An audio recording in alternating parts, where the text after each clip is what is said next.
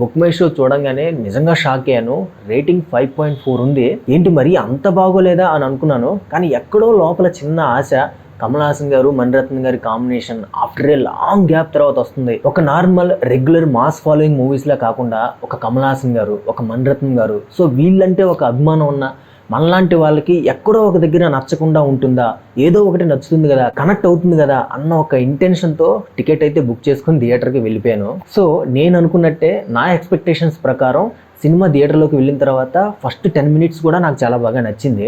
ఆ 10 మినిట్స్లో మూవీలో చాలా ఇంపార్టెంట్ అయిన ఫ్లాష్ బ్యాక్ స్టోరీ ఒకటి చెప్పారు. మీరు కానీ సినిమాకి వెళ్ళే ముందు ట్రైలర్ చూసి వెళ్ళుంటే ఈ 10 మినిట్స్ స్టోరీ చూసిన తర్వాత మీకు సినిమా ఏమవుతుందో, చివరికి ఏమైపోతుందో కూడా మీకు అర్థమైపోతుంది. మీరు ఎక్స్పెక్ట్ చేసేస్తారు క్లైమాక్స్ ఎలా ఉంటుందో. సో అలాంటప్పుడు ఒక థియేటర్కి వెళ్ళి 2.5 అవర్స్ మూవీని ఎక్స్పెక్ట్ చేస్తున్న ఒక ఆడియన్కి చివరి వరకు ఇంట్రెస్ట్ ఎలా ఉంటుంది క్లైమాక్స్ తెలిసిపోతే. సో అదే జరిగింది ఈ థగ్ లైఫ్ మూవీ విషయంలో.